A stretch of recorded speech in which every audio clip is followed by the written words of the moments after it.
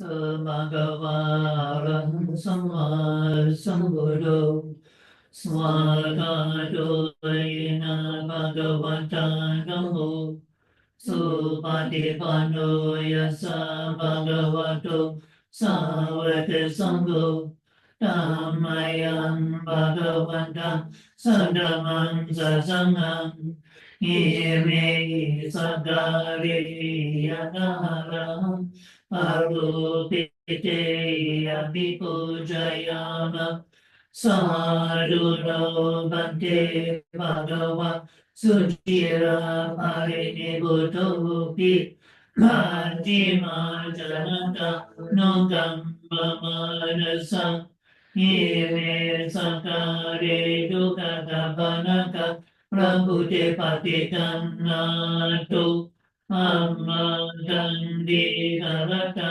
Etaya Sukaya Arang Sama Sambuddho Bhagava Buddhang Bhagavantang Abhivadimi Swagato Bhagavata Namo Dhammam Namasami Supatipano Bhagavato Savaka Sangho Sangham Namami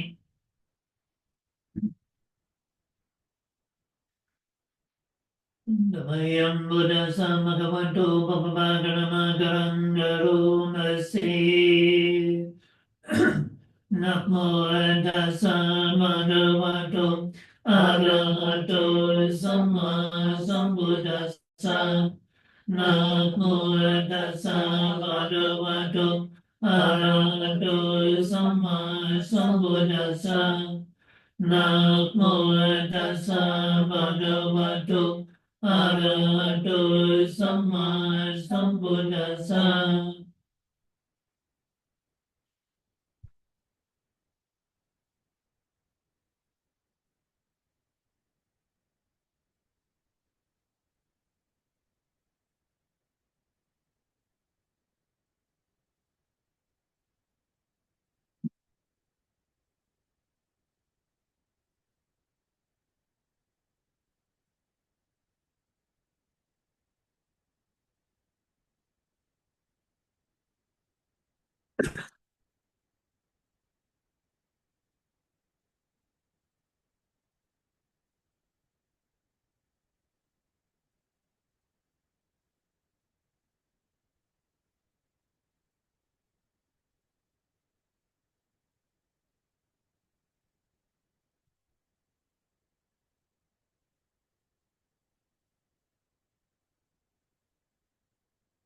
So very good. Very nice to see everyone. So please now everyone, cameras on, so I can keep my beady eye on you. And everyone sit up well, everyone online, everyone here. Sit up well, good posture, body and mind alert. And you close your eyes. And as you close your eyes, you leave behind all that you've been doing, all that you've been thinking about, worrying about, everything. You put it all down and you leave it.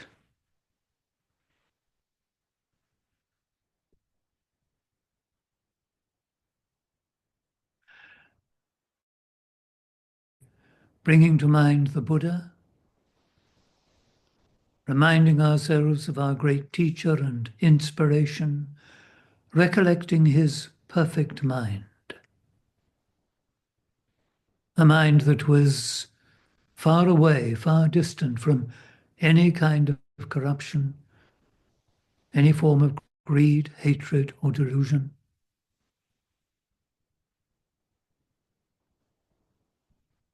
A truly wonderful and extraordinary being, perfect in knowledge and conduct.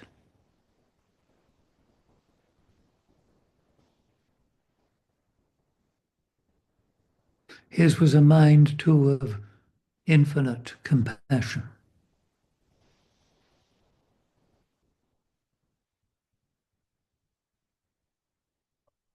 Now, when you think of the Buddha, or you happen to see a Buddha Rupa or a picture,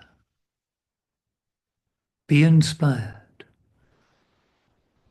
to try and train your mind, develop your mind to be like that of the Buddhas, and to free yourself from all suffering.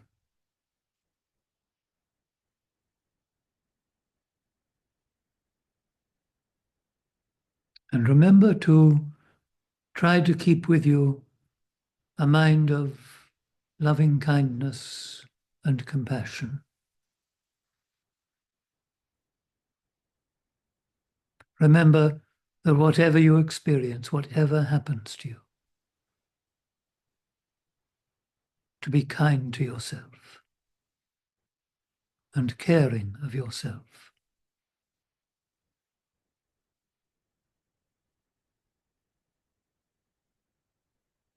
And to appreciate and even rejoice in your merits, your good qualities. But also be accepting of yourself. And likewise, be kind and caring of others. Appreciate them and their good qualities, and accept them for who and what they are.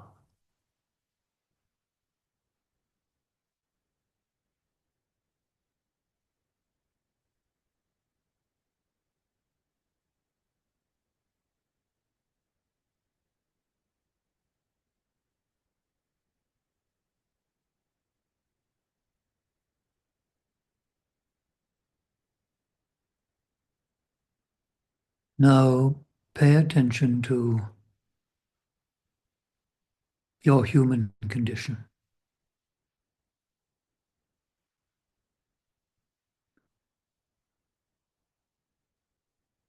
Time is passing. And as it does so, every one of us, we're all aging, getting older. And it doesn't stop. It just goes on getting older and older. And at almost any time, any day, something can go wrong within us. We can catch something, meet with an accident.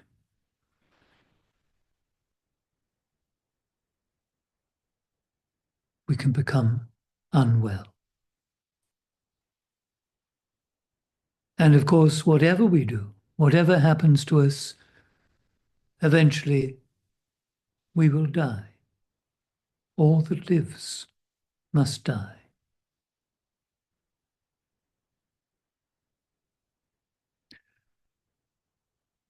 Face up to this.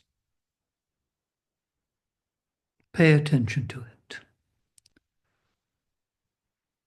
Inject a sense of urgency into what you're doing, into your practice now. Because who knows how much longer any of us have.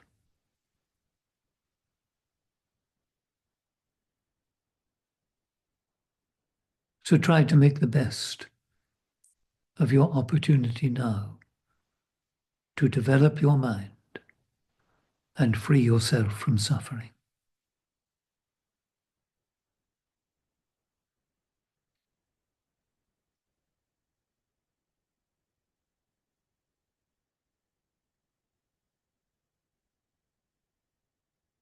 So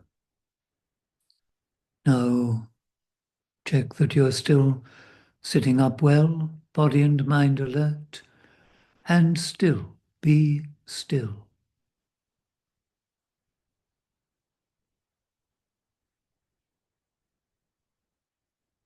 And quite deliberately gather and concentrate your mind.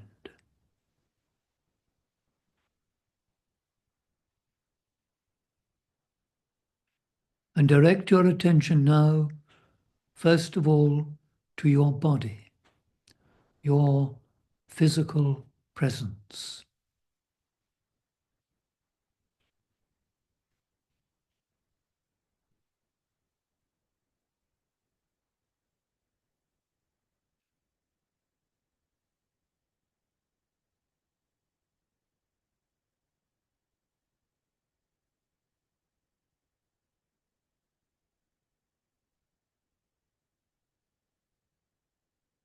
Be aware of the solid nature of your body and the space that it occupies.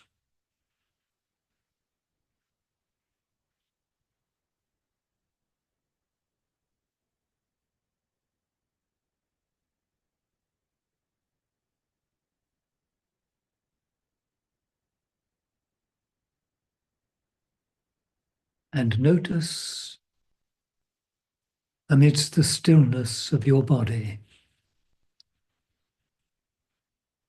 that slight movement as you breathe in and breathe out.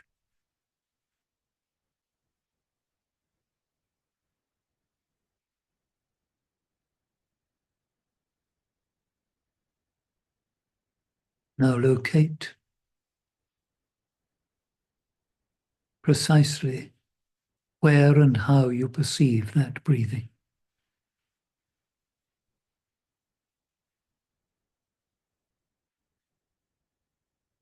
And try now to keep your attention just there.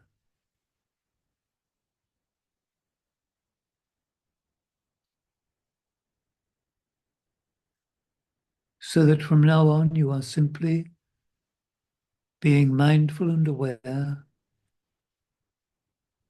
of your breathing.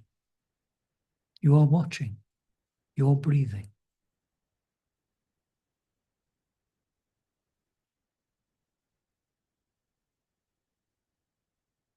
Now it may be that from time to time your mind will wander. Try not to let that happen. But if it does, pay attention. As soon as you notice that you're dreaming, thinking about something, worrying about something, listening to something, whatever it is, whatever the distraction, whatever the interruption, watch it. As soon as you notice, as soon as you can, just watch it.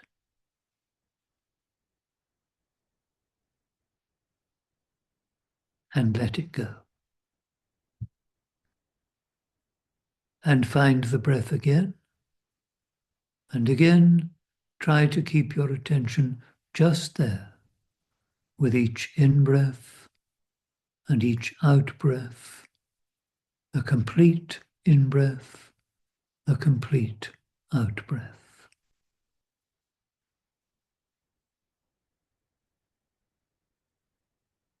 Just remember that whatever happens, to keep your solid posture, to keep your mind following the breath, and to be still.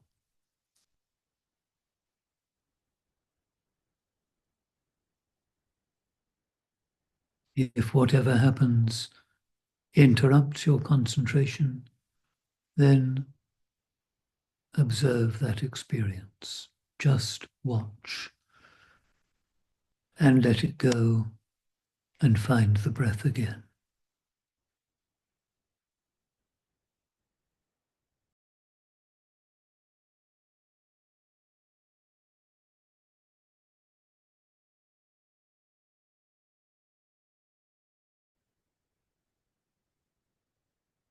So please try to keep your very good, very still posture.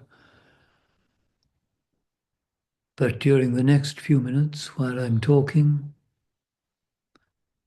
just try to listen.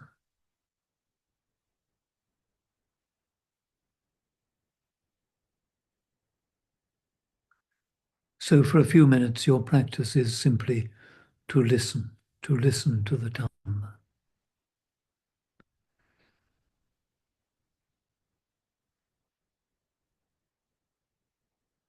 And it is a tradition that one can develop oneself by listening to the teachings of the Buddha. But you have to know how to listen. And basically, it is simply to just listen, to not allow your mind to wander, to not get caught up in any thoughts or arguments about what you're hearing, but simply to just listen. So it can be a challenging practice. And of course, what you hear may also be challenging. And it ought to be. Because unless we're challenged, we don't change. We don't try to do things differently. And we don't question our lives. And we really need to.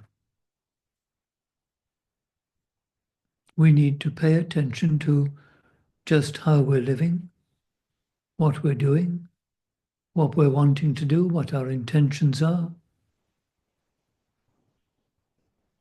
what we're achieving or not, how we feel. In other words, we need to be able to get to know ourselves.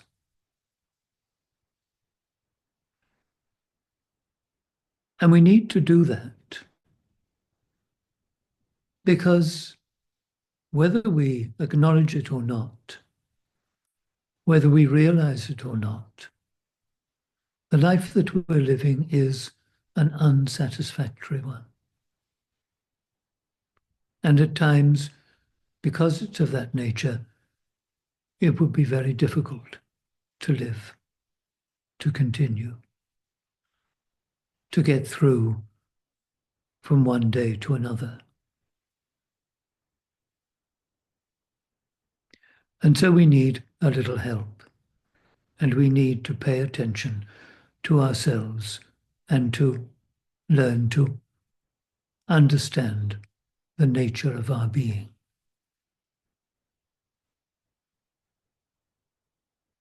And this is in part what Buddhist practice is about. There is, of course, a bit more to it. But studying oneself is an essential part of this method of developing oneself. You have to be able to watch yourself and to learn to know yourself.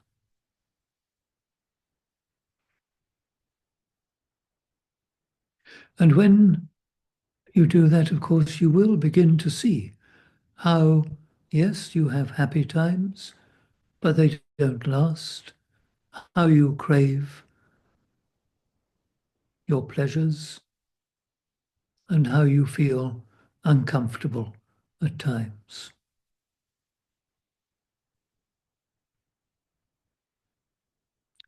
You may go so far as to really examine and think to yourself, as the Buddha suggested to a group of people on one occasion,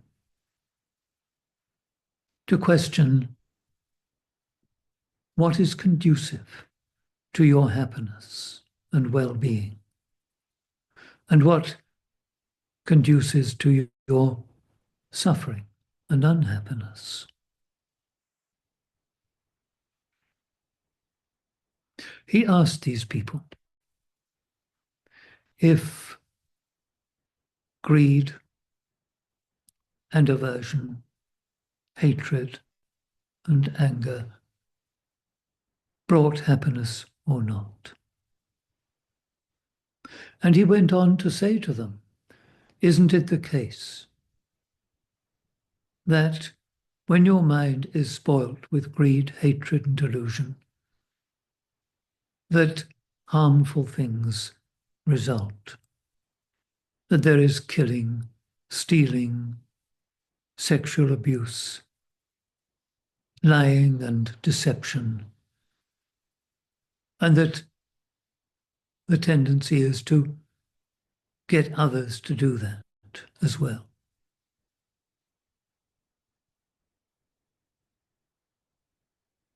And when you act unskillfully and you cause harm and trouble,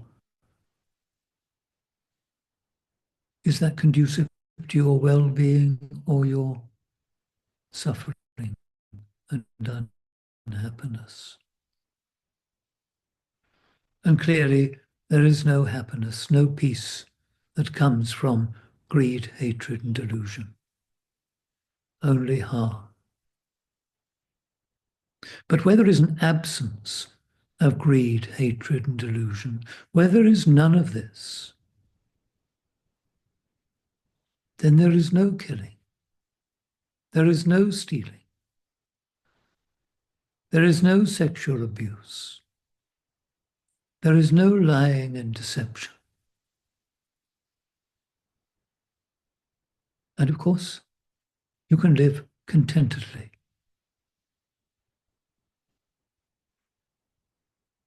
It's pretty obvious when you examine yourself and examine your tendencies, because unfortunately,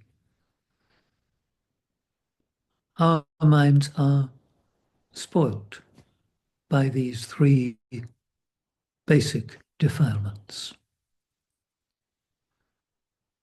Of course, they come in various guises: greed, hatred, and delusion. And often we justify them. And sometimes they're even encouraged. We're told it's good to be ambitious. And it's necessary to hate injustice. But you see the mistake. Yes, there are awful things that are happening in our world.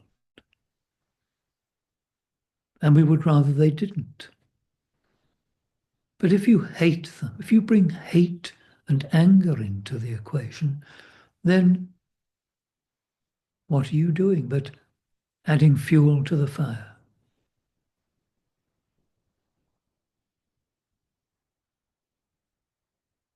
You have to think about reducing the fuel, taking away the cause of the trouble.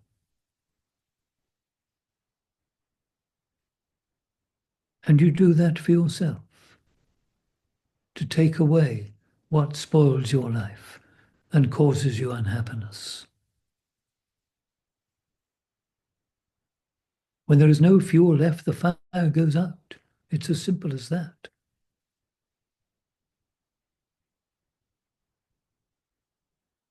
And this is what we're doing with our practice. We are endeavoring to change our minds and reduce the fuel so that our actions are no longer spoiled, are no longer based on greed, hatred, and delusion and their variations, even when they are thought to be justified or described as necessary.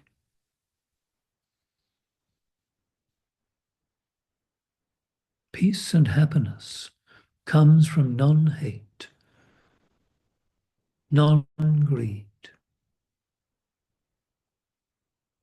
from understanding the true nature of things and accepting that things change and don't remain the same ever.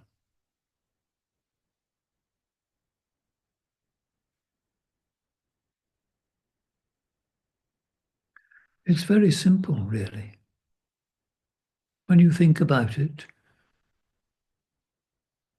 and you consider these tendencies and how much different your life and the world around you would be if they weren't present. It's very simple. So why do you encourage them? We can't help it, of course.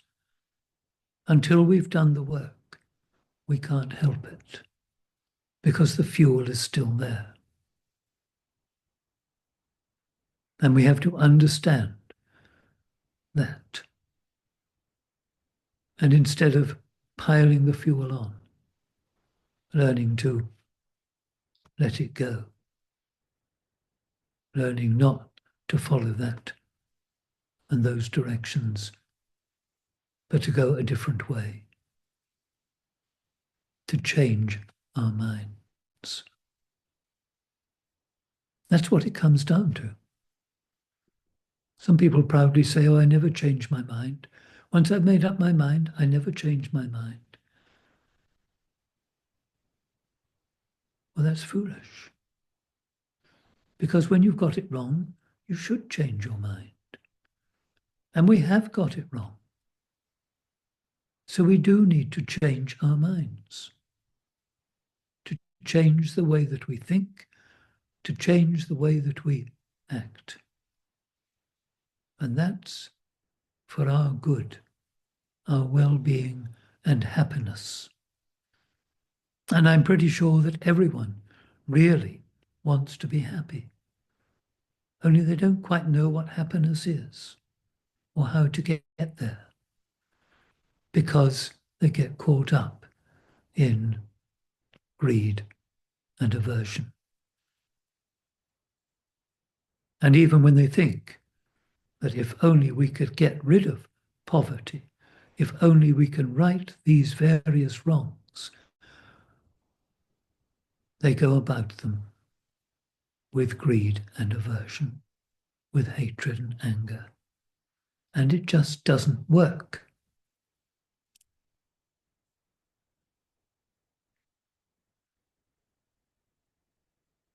So we practice to quieten and calm our minds and to be able to examine ourselves, to watch ourselves, to get to know what we're doing, and then the nature of what is going on. The nature of it all, of course, I can tell you, is that it changes. And you can believe that if you like. And you probably will, because you will say, well, it's obvious. Things change. The trouble is, we don't really get it. And we carry on as though they don't. And of course, certain things we don't want to change. We don't want to lose. And so we hold on. And we don't grow. And we don't understand. And we keep on making the same old mistakes, the same old mind. But we have to change it if we want to be happy. We have to change it if we want to be free. And that is what we're endeavoring to do with this practice. So do your best to change your minds, to do what is conducive to your happiness and well-being, and to free yourselves from greed, hatred, and delusion. And that's enough for me for tonight. And we'll sit just for another moment or two. And in these closing moments, bring loving kindness to the forefront of your mind. Loving kindness for yourself and for others.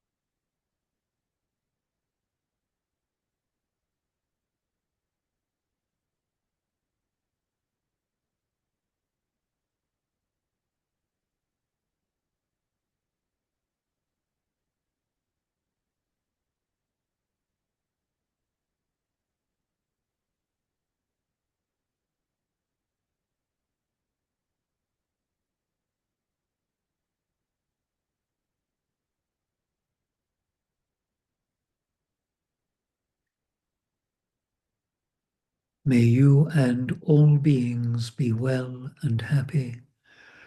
May you and all beings be free from all suffering. May you and all beings realize for yourselves the secure peace of Nibbana.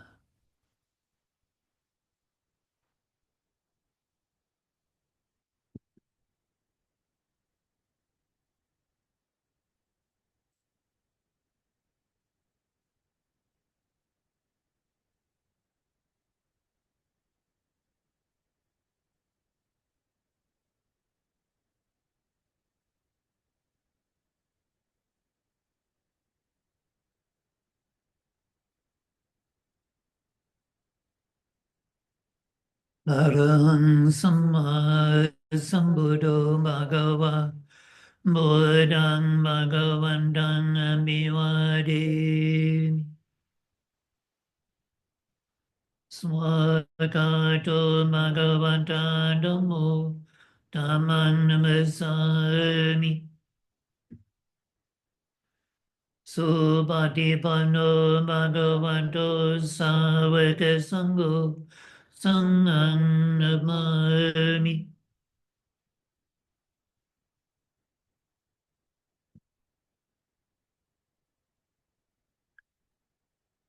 So thank you all very much for coming. Very nice to see you all. I hope you have a good week and we'll meet again soon. Good night.